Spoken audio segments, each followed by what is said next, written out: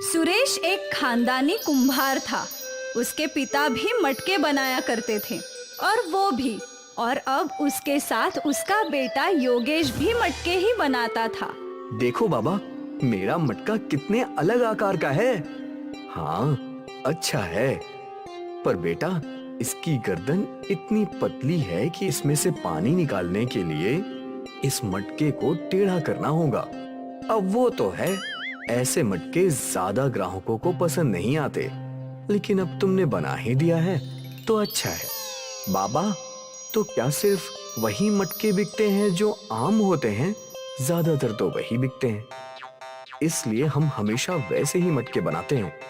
पर मुझे याद है, जब आखिरी बार मैंने ऐसा मटका बनाया था तो वो बहुत महंगे दाम पर बिका था। अच्छा है, इस मटके के भी हमें अच्छे ही दाम मिलेंगे, देख लेना बाबा। हाँ।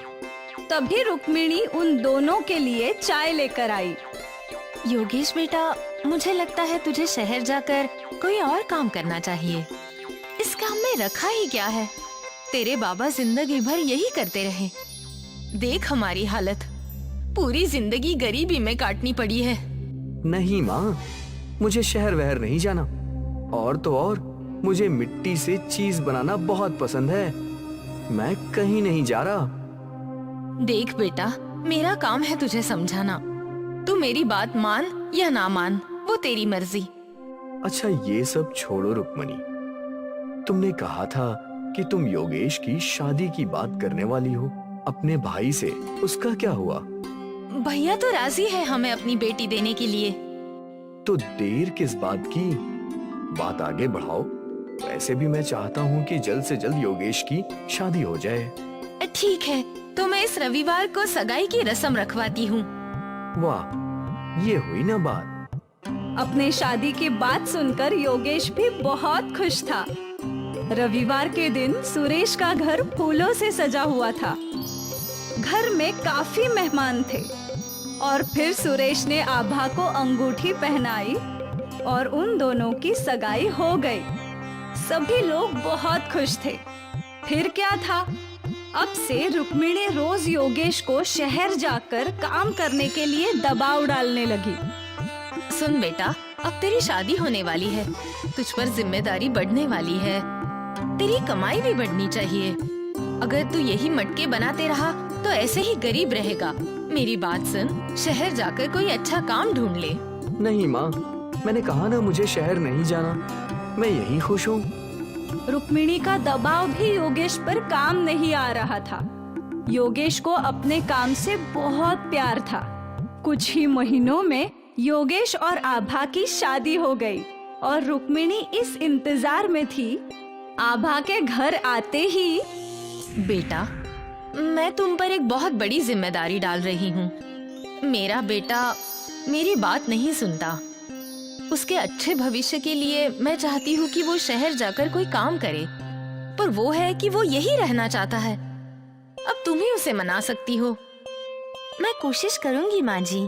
फिर एक दिन योगेश अकेला मटके बना रहा था। आभा उसके पास आ गई। अरे आओ आओ, ये देखो कितना बढ़िया मटका है। हाँ, बहुत अच्छा है। क्या बात है, तुम्हें कुछ कहना है?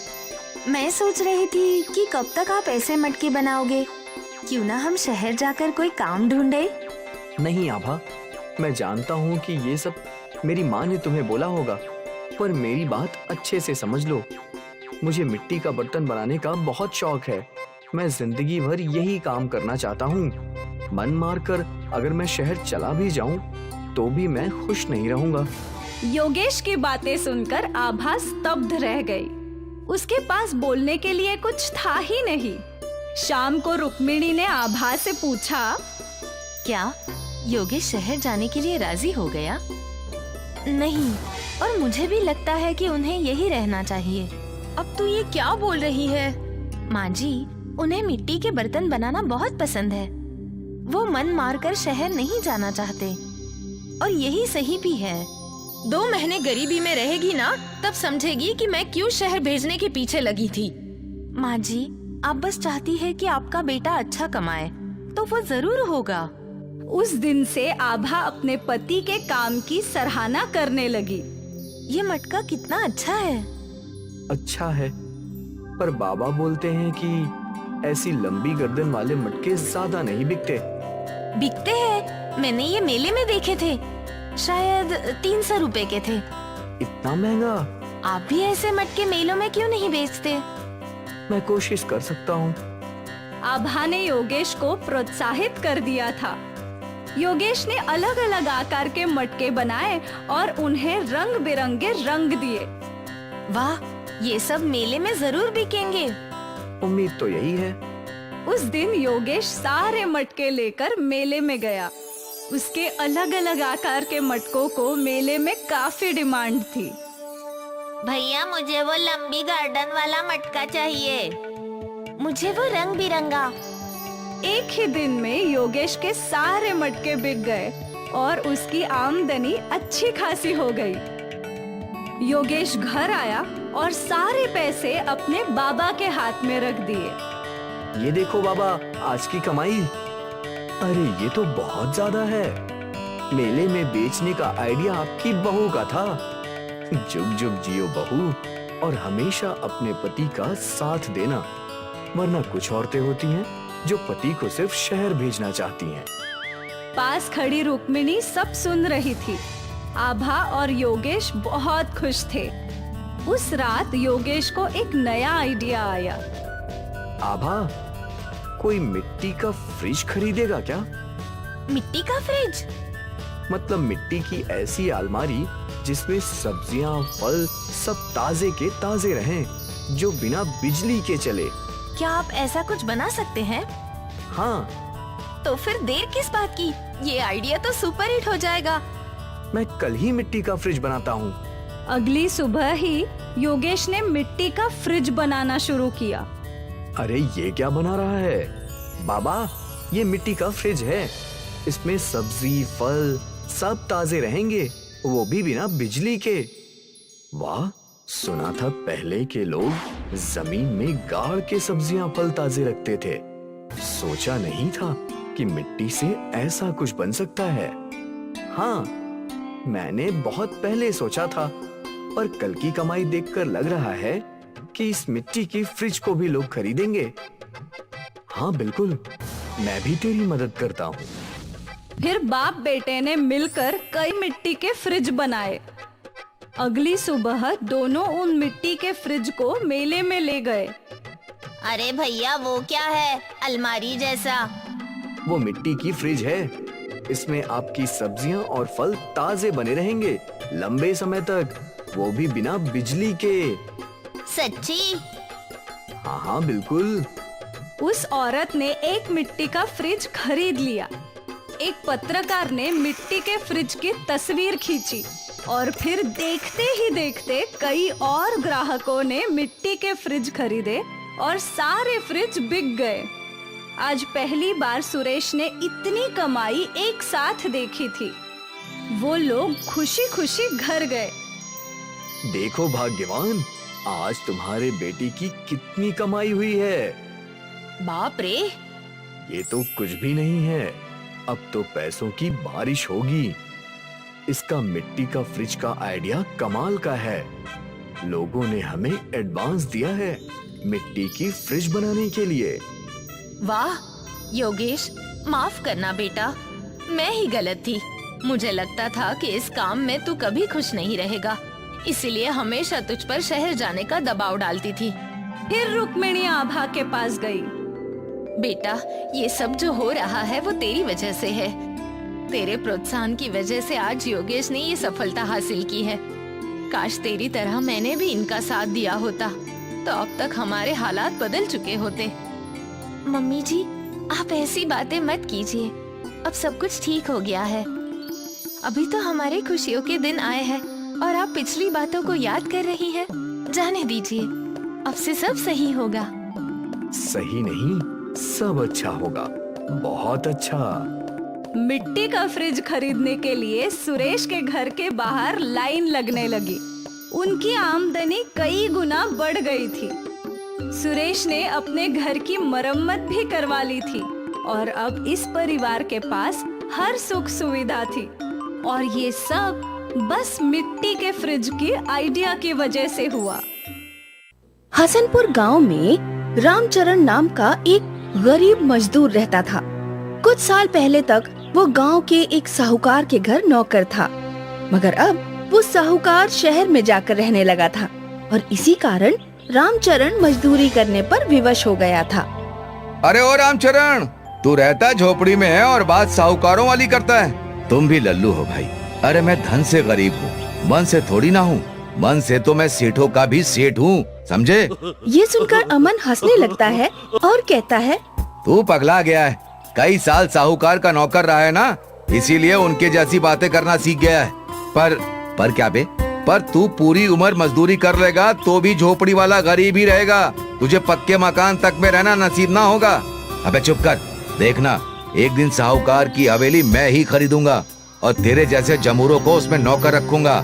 रामचरण की ये बात अमन को कोरी बकवास लगती है और इसी कारण वो फिर से हंसने लगता है। मगर फिर कुछ दिनों बाद साहूकार रामचरण के पास आता है। अरे रामचरण, तुमने सालों हमारी सेवा की है और फिर भी तुम झोपड़ी में रह रहे हो। तो और कहाँ रहो मालिक?